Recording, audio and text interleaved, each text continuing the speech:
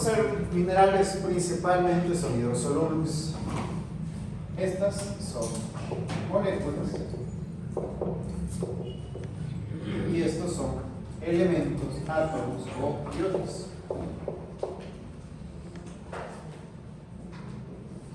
Entonces son moléculas complejas, donde tienen el componente orgánico, pueden ser hidrosolubles, pueden ser hidrosolubles.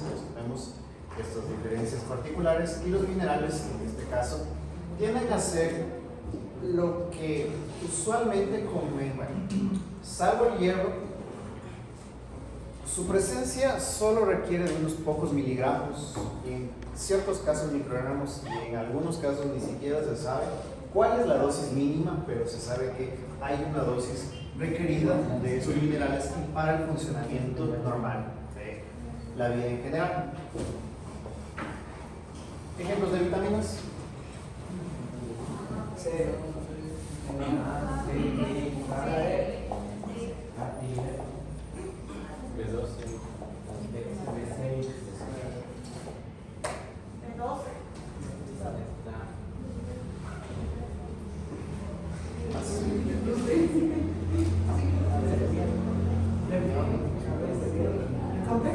Para la síntesis de purinas.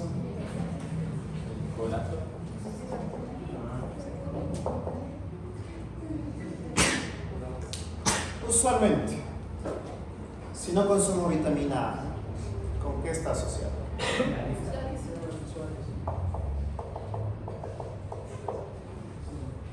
Si no consumo vitamina D, calcio. Si es que no consumo vitamina B12, ¿qué tipo de anemia me da? Perniciosa y la melanoplastia.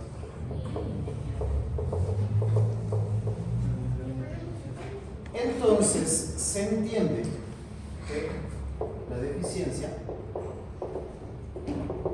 está conectada con una enfermedad.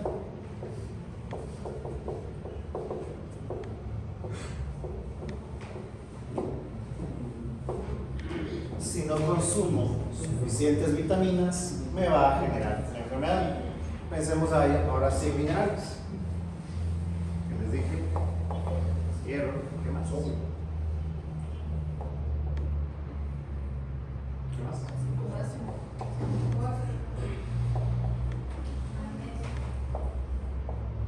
Manganeso, zinc.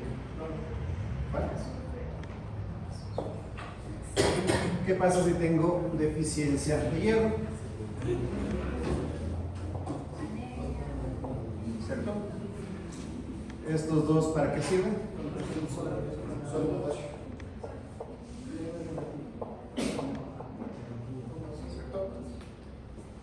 Entonces, igual, la cantidad evidentemente requerida de minerales va a ser considerablemente menor. En cuestión del hierro, es quizás la falencia más recurrente que se tiene a nivel mundial. Entonces, la dieta que es insuficiente en hierro está directamente relacionada con la anemia, que tiene muchísimo que ver también con la absorción de la vitamina B12. Ambos van de la mano para este tipo de condiciones. Evidentemente, ¿qué pasa si tengo un exceso, en cambio, de minerales? Como condición, ¿qué lo podría llamar? ¿Qué lo podría denominar? El exceso.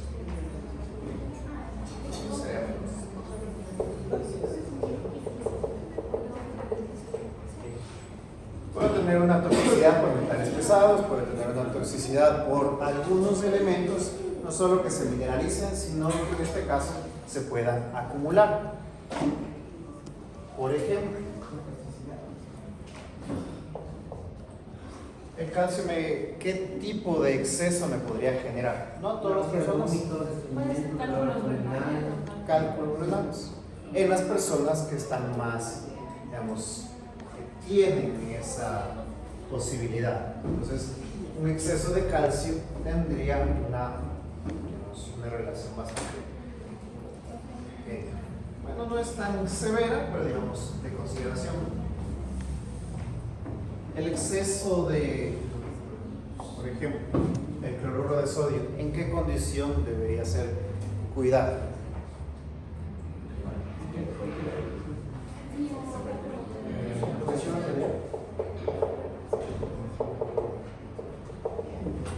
Hipertensión. Entonces hay condiciones en las cuales también vale la pena regular la ingesta de ciertos minerales. Ahora bien, para vitaminas, ¿se puede tener exceso de vitaminas? Sí. ¿Cuál de las dos? ¿Hidrosolubles o liposolubles? Liposolubles. Porque se acumulan, ¿sí? Van hacia el tejido adiposo y pueden ahí permanecer. Entonces, las hidrosolubles son fácilmente eliminadas con la orina. Las liposolubles tienden, en este caso, a concentrarse y pueden generar ciertos problemas. Si bien la vitamina A puede estar ahí para mantener una buena visión nocturna, un exceso también puede generar ciertos problemas. En las otras no se ha notado con la D o con la K o con la E muchos excesos, pero en este caso la potencia, bueno, la probabilidad está ahí porque son todas liposolubles. ¿Cuánto tengo que consumir de vitaminas?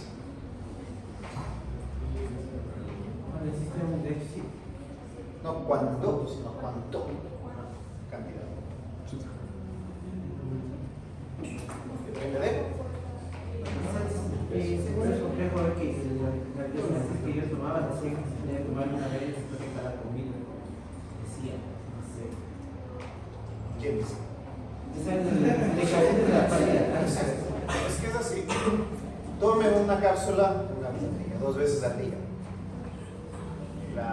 El inserto me dice cuánta edad tengo, qué peso tengo, qué altura tengo, si soy infante, si soy adulto, si es que tengo un estilo de vida más, digamos, cloruro de sodio.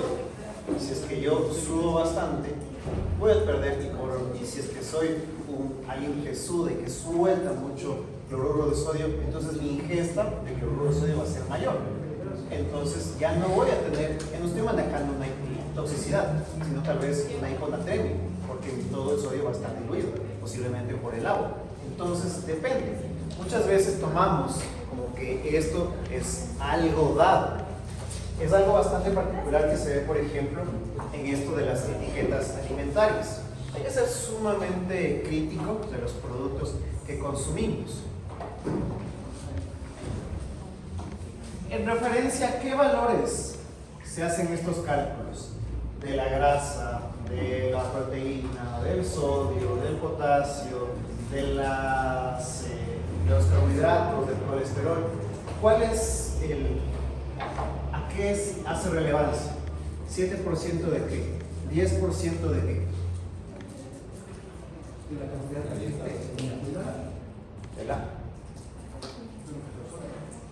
de los requerimientos necesarios del requerimiento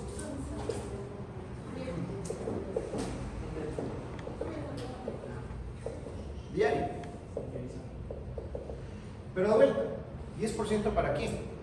Para una embarazada, para un adulto mayor, para un infante. Si estas dos son etiquetas de leche, ¿por qué no hay esa consideración? ¿Cierto? Entonces, la industria alimentaria tiene la facilidad de salirse con la suya en algunas condiciones. Hoy por hoy se obliga mucho más a colocar de esta forma. ¿Cuántos microgramos de cada uno de los componentes van a estar ahí? Tiene mucha relevancia con lo que es la vitamina A. En este caso, la vitamina A, no por ser retinol, no por ser retinaldehído, quiere decir que tiene la misma absorción. Muchas veces los retinoides que vienen de productos animales son más rápidamente absorbidos. Ahí viene un término que se conoce como la biodisponibilidad.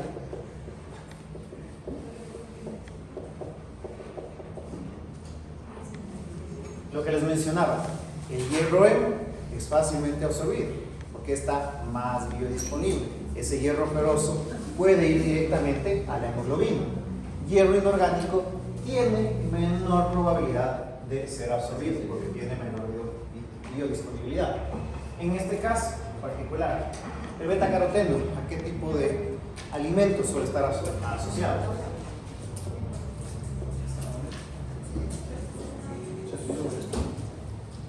Si es que observamos la molécula del betacaroteno y la partimos a la mitad, básicamente tenemos la imagen en el espejo de dos moléculas, por ejemplo del retinol, salvo el grupo hidroxilo, o del retinaldehído, salvo el grupo aldehído.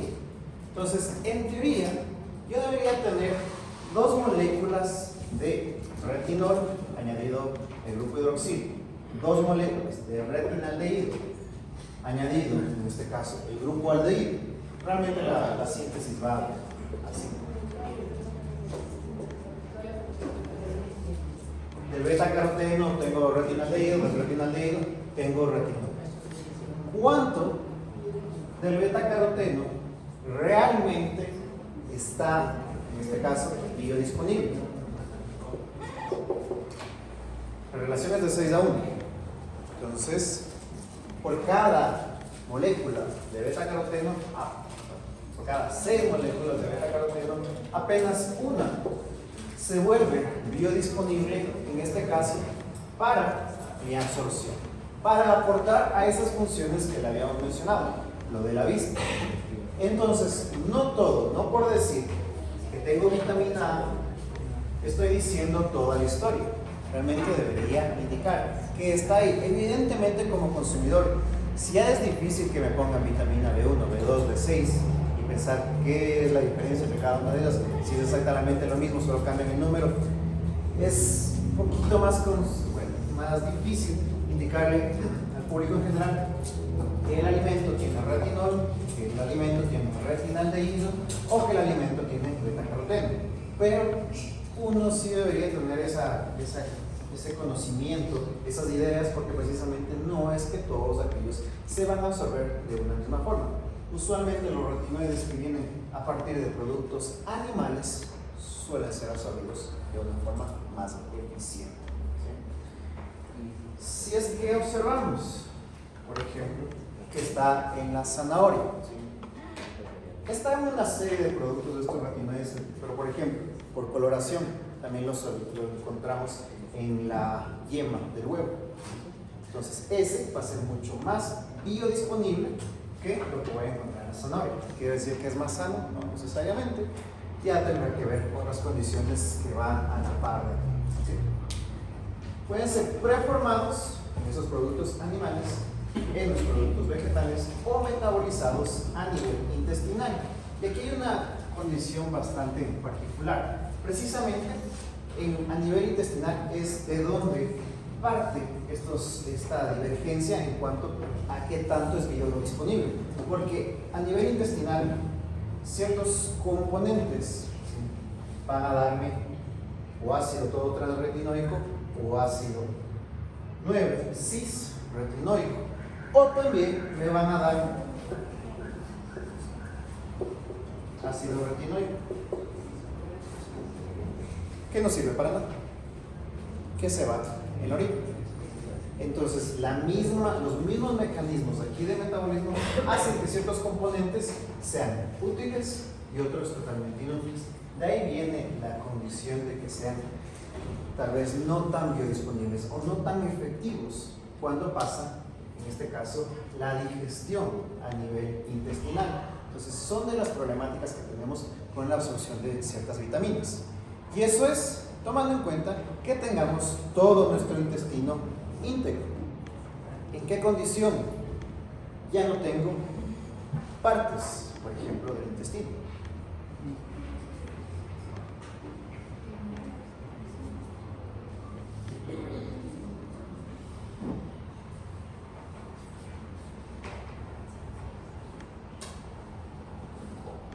Ciertas condiciones de daño del epitelio que, como última opción, hay que remover cierta cantidad de intestino, ¿sí?, por daños en este caso. Bastantes, son diversos, pero en este caso requieren esta eliminación. Entonces, ya el poco absorción o la poca absorción que puedo tener de estos componentes se vuelve mínima cuando estoy removiendo parte del intestino. También cuando tenemos estas bolsas, las de colostomía, por ejemplo, ya no tenemos ese procesamiento, esa absorción terminal que se debería dar a nivel del intestino grueso, a nivel del colon. Entonces también pueden colocar en riesgo, en este sentido, a las personas. Entonces hay condiciones que vienen asociadas. ¿Por qué por hoy se hace más relevante estudiar todas estas diferenciaciones? Porque antes, bueno, por lo menos nosotros aún tenemos la ventaja de que tenemos una dieta bastante diversa, en donde hay frutas, en donde hay vegetales, y más que nada, son frutas frescas, son vegetales frescos, es decir, no han tenido un proceso de exportación, un proceso de importación tan severo. Ciertos productos ciertamente, pero no todos. Entonces, siempre que sea local, siempre que sea consumido, digamos, con una cierta cercanía al tiempo cuando fue cultivado, es donde encuentro la mayor riqueza de estos nutrientes. Más tiempo que pasa, es probable que se pierdan esas condiciones, salvo que los productos sean congelados o sean individualmente congelados, el IQF que suelen hacer para algunos productos del agro, ciertos arándanos, algunos productos así más complejos, entonces tienden a retener un poquito más sus nutrientes. Ahora bien, este retinaldehído es un grupo prostético. Entonces, manejamos esta idea del grupo prostético como lo manejamos en los cofactores y las coenzimas. Sin ese cofactor, sin esa coenzima, no funciona, no tiene no tiene la función adecuada, no reconoce en el sitio activo a su sustrato. Así también ciertas proteínas requieren de este grupo prostético para una función. En este caso, el retinaldehído se vuelve el grupo prostético de la opsina. La opsina se presenta en dos formas que están muy características en las células de percepción de la luz: la rodopsina y la iodopsina. Estas, de otra forma, estos complejos se encuentran de otra forma conocidos como los bastones y los conos. Entonces, los bastones, las células de bastón y cono, para la percepción de luz, precisamente el momento en que se vinculan con el retinaldehído puede generar esta percepción al permitir este impulso nervioso de la percepción de la luz. Lo mismo que les decía el otro paralelo, si estamos bien con el inglés, hablamos que rod es bastón. Entonces, los bastones se encuentran en la rodopsina, los conos en la iodopsina. Dependiendo de la onda de luz que perciban y también de la amplitud de la luz que perciban, básicamente me permiten más que nada tener la percepción cuando la luz se atenúa. Entonces, el momento en que ya se va ocultando, tal vez 6, 7 de la noche, en que ya hay ese cambio, ya se está ocultando el sol, puede tener menos percepción de luz. Si es que esto ya se convierte en un problema, puede ser debido a una deficiencia de vitamina A. Ahora bien, no es que la vitamina A solo esté vinculada a este tipo de problemas. Hay otros problemas asociados en este sentido, porque el control de la diferenciación y la renovación celular parte de la vitamina A en vínculo con la vitamina D y con la hormona tiroidea. Los tres tienen esa función de facilitar esta diferenciación y facilitar la renovación celular. Si hay una deficiencia en alguno de ellos, puede que en este caso existan problemas en el desarrollo, problemas en la renovación de ciertas células.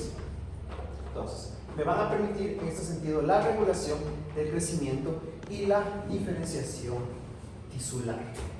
Vamos a encontrar entonces aquí unos receptores nucleares.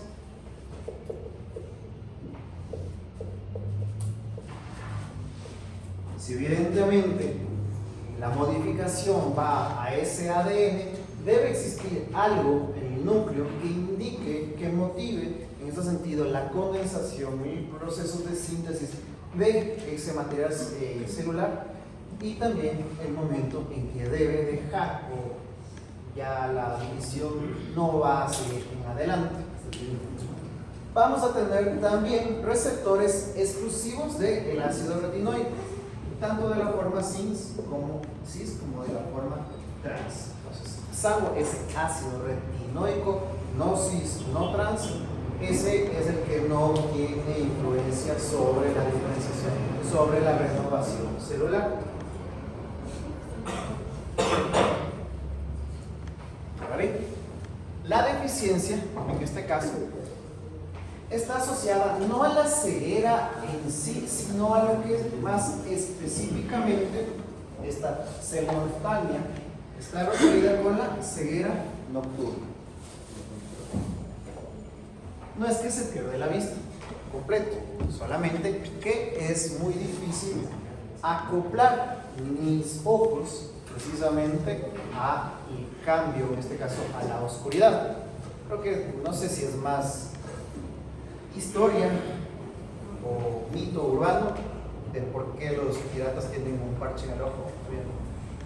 Era para que la gente que haya una explosión y se abra los huesos de la parte de arriba, entonces pudieran percibir rápido la luz, o sea, que no les dé ese corte de luz. Y tiene cierto sentido. En casa hagan el experimento, ustedes están, por ejemplo, en el cuarto, en la cocina, con un ojo cerrado, apagan la luz, se tapan el ojo, abren el otro y el otro está como acoplado ya directamente a la oscuridad. Entonces, ese cambio de percepción es lo que se ve así afectado cuando hay una deficiencia de vitamina A. En un principio, las personas que van o tienen estos principios de xenoftalmia, lo que no van a percibir muy bien es el haz de luz verde. Entonces, esa es como que la primera pista de que va a existir ese daño. Luego va a reducirse la capacidad de diferenciación en luz atenuante. Entonces, lo que les menciono, a medida que va oscureciéndose, es muy difícil acoplarse a ese cambio. Finalmente, esa ceguera nocturna se acompaña de algo que vemos en la imagen, tal vez no tan clara, pero vemos esta nubecilla blanca que está ahí en la córnea.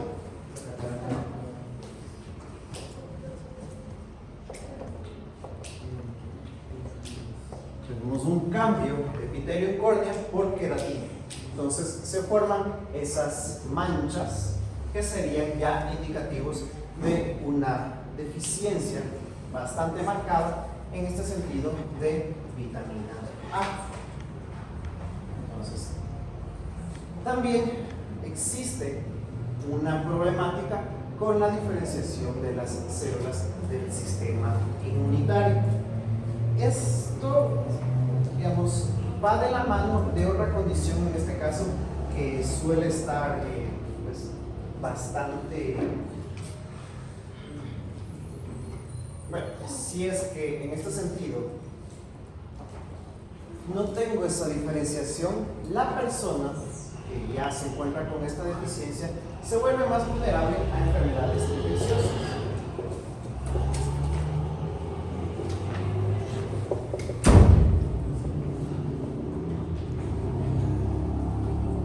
¿Qué comparten estas enfermedades infecciosas? Esa influenza, esa infección de la garganta. ¿Qué genera el primero? Más que nada de los agentes causales. A los agentes, las bacterias, los virus, ¿son los mismos? No, van variando. Entonces, requiero usualmente hacer un recambio, hacer un nuevo entrenamiento, indicarle a mi sistema inmunológico que hay un nuevo virus, que hay una nueva bacteria. Entonces, si no me puedo diferenciar, tampoco puedo acoplarme a esas amenazas cambiantes.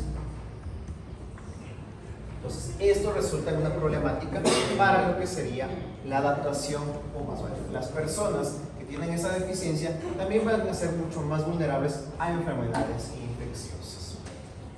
Luego, lo que les mencionaba, puede existir también procesos de lisis. En el exceso va a existir lisis de membrana, ¿sí?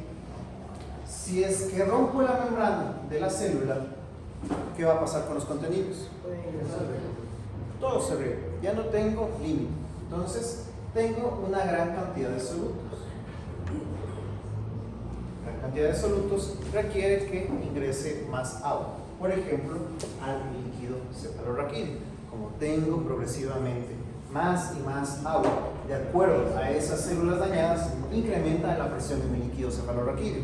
Evidente por cierto síntoma bastante evidente. Si incrementa la presión sobre las meninges, ¿qué voy a percibir? Dolor de cabeza, cefalea. También se va a ver reflejado por ataxia, por náusea y por anorexia.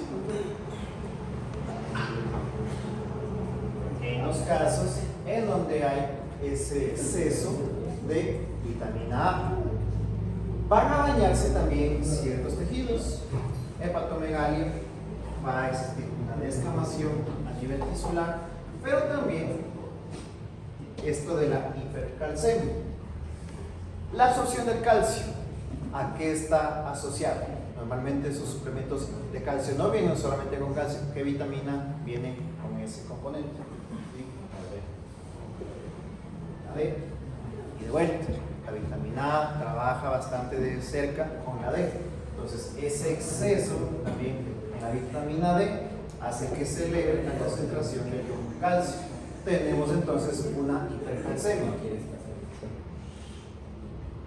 ¿Cómo podría tener un exceso de estas vitaminas? Nuevamente, los productos animales en donde puede haber altos contenidos de vitamina A suelen ser los culpables de este tipo de condiciones.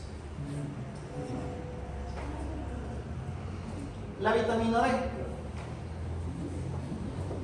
Si hacemos memoria un poquito de los aminoácidos, ¿por qué los llamaba esenciales y no esenciales?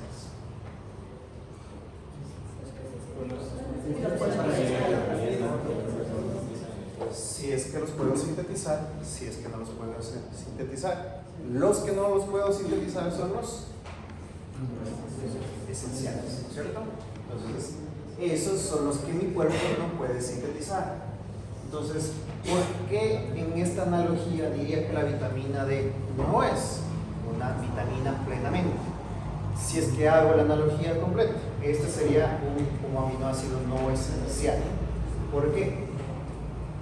¿Dónde se produce la vitamina D?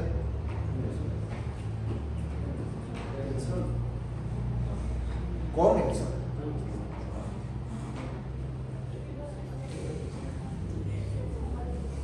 Este precursor está en nuestra piel. ¿Cómo? La luz ultravioleta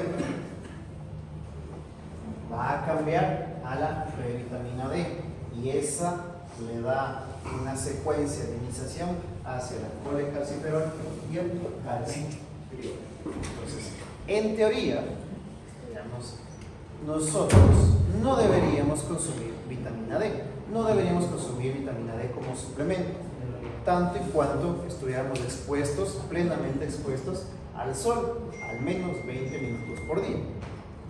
Evidentemente en la universidad, en la oficina, en el hospital, a lo mejor sea mucho más complejo. Si salgo a la primera hora de la mañana, regreso al siguiente día, no le vi el sol todo el día, básicamente me las personas albinas que saben como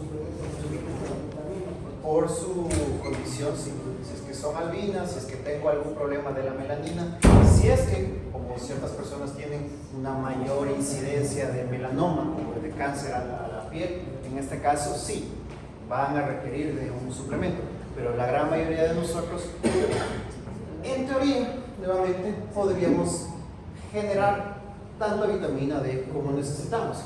Si es que notamos en este caso, vienen de la misma ruta, es uno de los precursores igual de la cadena del colesterol, entonces siempre voy a tener esa capacidad, siempre voy a tener esa producción a la mano. Entonces mi cuerpo se va a adaptar a la producción constante de estos precursores. Controla la absorción y la homeostasis del calcio. Entonces no es que me consumo calcio y porque me consumí calcio voy a tener huesos más fuertes. Ya vamos a ver por qué no necesariamente y también regula la proliferación y la diferenciación celular. También participa en la secreción de insulina.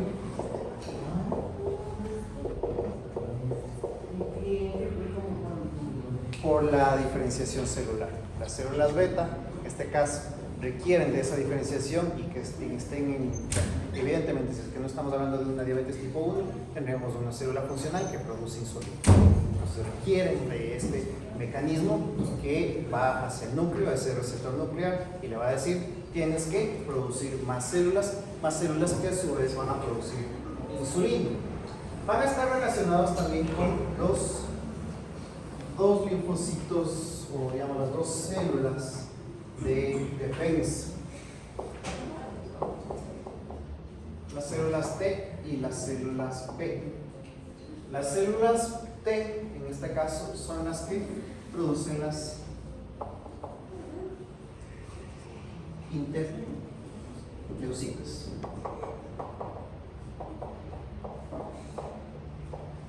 Y las células B, las inmunoglobulinas.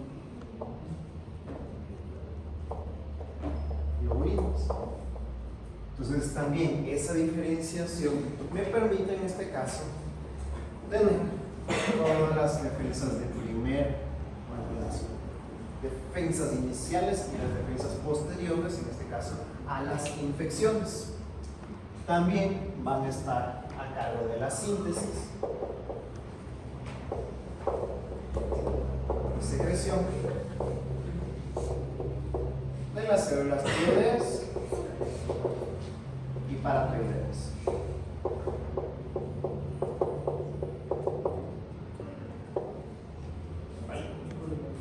Entonces esa proliferación, esa diferenciación va a requerir también de vitamina D, tanto y cuando en este caso tenga la exposición, no hay ningún inconveniente. En los tiempos del COVID, a pesar de que no podíamos salir de casa, sí se recomendaba en algunos países, no sé si es que hubo esta recomendación aquí en el país, que salgamos unos cuantos minutos al sol, precisamente por esto, porque nuestra capacidad para adaptarnos a esta infección creciente, novedosa, básicamente iba a beneficiarse muchísimo precisamente de este sistema de defensa natural que nosotros tenemos. Entonces, los precursores alimentarios, básicamente el colesterol, en este sentido, parten de la modificación que se puede hacer en hígado. Entonces, recordemos, toda la producción de colesterol, o gran parte de la producción del colesterol, va de la mano con la producción en el hígado. Luego, hacia el riñón hay las modificaciones requeridas, en este caso, para su absorción.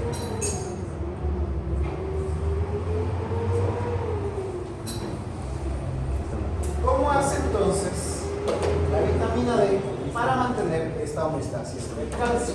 Básicamente es aumentar la absorción, limitar la salida y hacer un reciclaje. Entonces, se aumenta la absorción intestinal. De cualquier fuente que yo pueda obtener calcio, voy en este caso a abrir todos los canales para que a nivel intestinal, en este sentido, puedan absorberse. Reduce la excreción, entonces a nivel del riñón la filtración glomerular ya va a devolver ese calcio a circulación para que se deposite en los lugares. Y como les había mencionado en un momento, quizás nuestro reservorio, en este caso mineral, va a ser a nivel óseo. Entonces, si es que yo estoy reciclando células viejas, componentes viejos y promoviendo en este caso que nuevo calcio se deposite, entonces el efecto de la vitamina D tiene su lógica. No es por el calcio, es mucho más por la vitamina D. Y otra condición que también va a ser relevante, como les menciono en un momento. Su deficiencia está asociada con estas dos condiciones, el raquitismo y la osteomalacia. Estos dos suelen estar asociados mucho más a que el raquitismo se diagnostica en infantes, en niños. y la osteomalacia en adultos.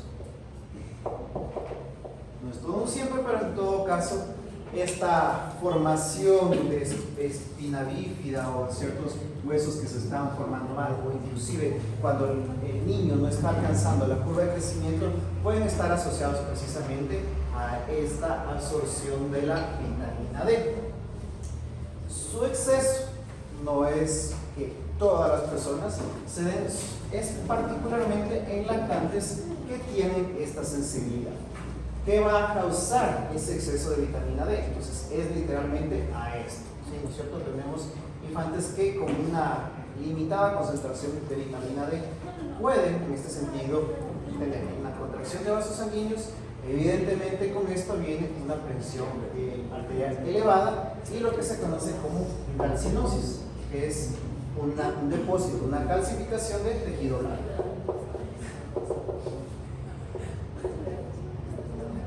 En articulaciones, en tendones, voy a encontrar los depósitos de calcio.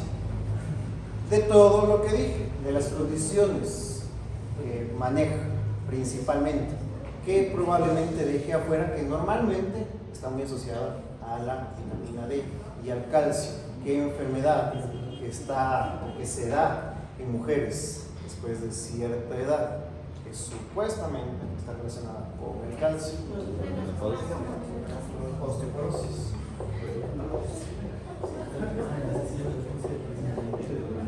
La evidencia hoy por hoy indica que tienen poco o nada que ver con el onset, que se genere la osteoporosis. ¿De qué depende que yo tenga un hueso fuerte y sano? Depende de la actividad física.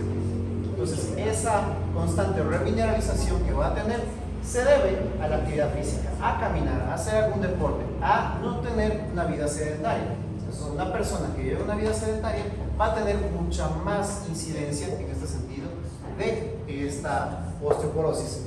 Poco o nada, digamos, voy a tratar tal vez a nivel sintomático, más no en la causa de fondo de la osteoporosis. Entonces, no hay actualmente evidencia que consumir vitamina D, que consumir calcio me van a generar algún beneficio. ¿Perjuicio? Posiblemente no, salvo que la persona tenga o sea susceptible a generar cálculos renales. Ahí sí sería bastante problemático el consumo de calcio, pero digamos, más tiene que ver con la actividad física que tenga la persona en este caso. La vitamina E seguramente la va a encontrar muchísimo bajo su denominación como tocoferol. La molécula de arriba, tocoferol, y la de abajo, tocotriol, ¿vale? Su principal función, la de ser antioxidante. Reacciona en este caso con el peróxido lipídico. Se genera por los procesos de oxidación de los ácidos grasos.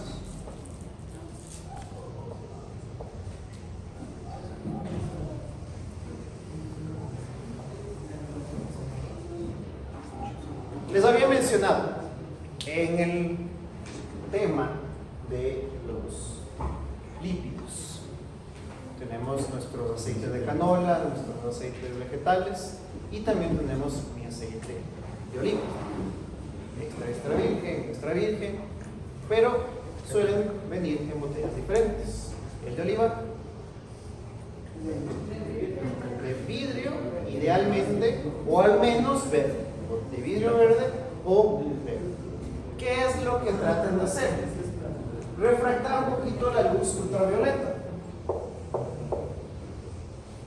que forma peróxidos por el mismo hecho de que en ese aceite de oliva, y por la misma condición de ser aceite, recordemos de que ahí hay mayor presencia de insaturaciones de las grasas cis.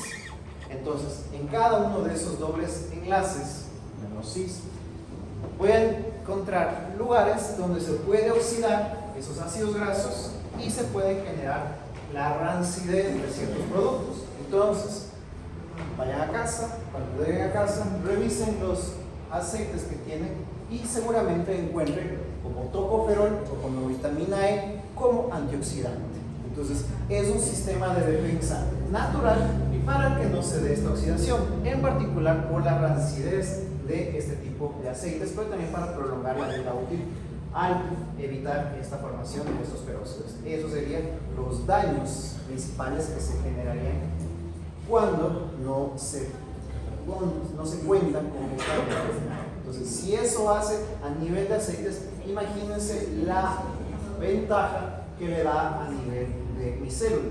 En particular, porque la vitamina E se va a encontrar en el contenido o en el organelo más rico en ácidos grasos que tiene mi célula. ¿Qué órgano, qué estructura de la célula tiene mayor cantidad de ácidos grasos? ¿La?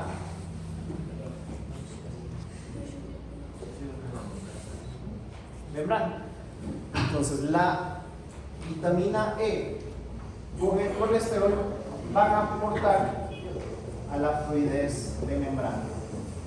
Entonces esa capacidad que tiene la membrana de comportarse como un fluido mosaico, como un mosaico fluido, para que se puedan desplazar sobre él o a través de todos los canales, en este caso que permiten el ingreso de todos los componentes, básicamente están favorecidos también por la presencia de esta vitamina E, que previene el daño de esos ácidos grasos insaturados que están en la membrana. Su deficiencia está asociada más que nada a una mala absorción. Entonces, no es que me falta vitamina E, sino que no la estoy absorbiendo de una forma correcta, dado por fibrosis quística, por enfermedad hepática y también por mala absorción grave de grasas en este caso. La última de las vitaminas liposolubles es la vitamina K.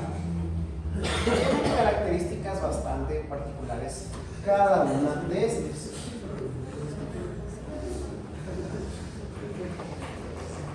La filoquinona, en este caso, viene de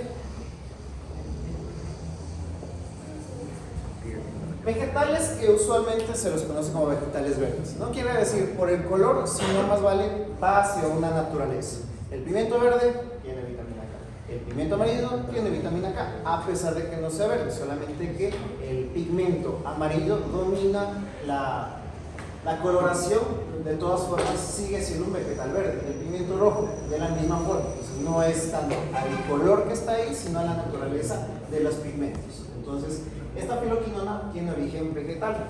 La menaquinona tiene origen en las bacterias intestinales.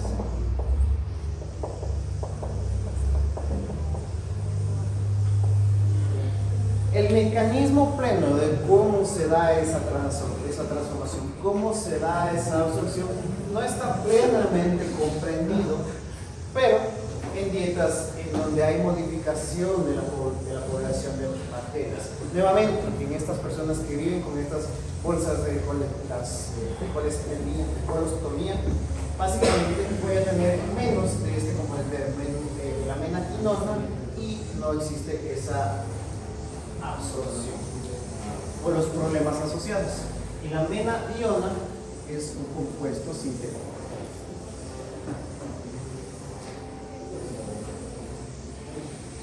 Presente en la protrombina y en las proteínas de coagulación sanguínea.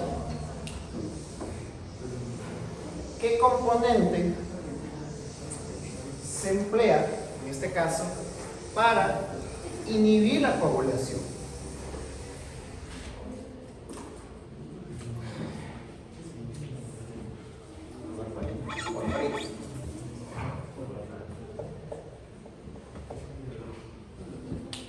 ¿En qué situaciones sería ventajoso anular, bloquear o disminuir, en este caso, la coagulación sanguínea? Trombosis. Más que trombosis, en las personas con aterosclerosis, en donde la presión arterial ya es de por sí limitada, la formación de cualquier tipo de coágulo, en este caso puede generar una obstrucción a nivel cardíaco. Entonces, en esas situaciones, es utilizado la warfarina. Entonces, la vitamina K y la warfarina actúan como antagonistas. En niveles altos de warfarina, tengo niveles bajos de vitamina K. Y lo opuesto también es verdadero. ¿En qué personas, en cambio, sería ideal, necesario, que haya mayor capacidad de formar coágulos? ¿Cierto? Entonces tienen ese problema de coagulación. ¿Qué van a recibir los hemofílicos? Dosis altas de vitamina K. Entonces, este efecto antagónico hace que se promueva más síntesis, o que en este caso vaya a generar más protrombina, más proteínas de la coagulación, y de esa forma tengan esa capacidad de regular esa sal. También asociado la vitamina K, la osteocalcina, otra de las proteínas, y la proteína GLA de la matriz del hueso. Entonces, nuevamente, no es solamente el calcio, no es solamente la vitamina D, también interviene ahí las vitaminas K y también la nefrocalcina a nivel renal. Entonces, todos estos permiten la vinculación al calcio, ¿vale? Con el calcio. 10 minutos, continuamos.